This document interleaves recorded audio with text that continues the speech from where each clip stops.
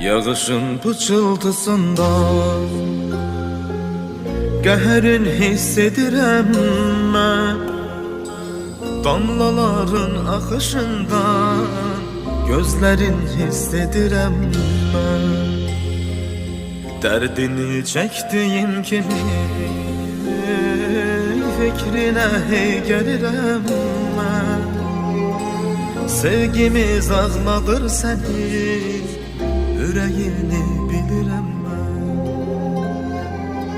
Darıxdın bəlkə də mənsiz, yenə gözlərin ağlayır.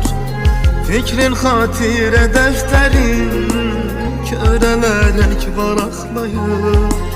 Bir tərəfdən yağış yağır, bir tərəfdən yaraqlayır.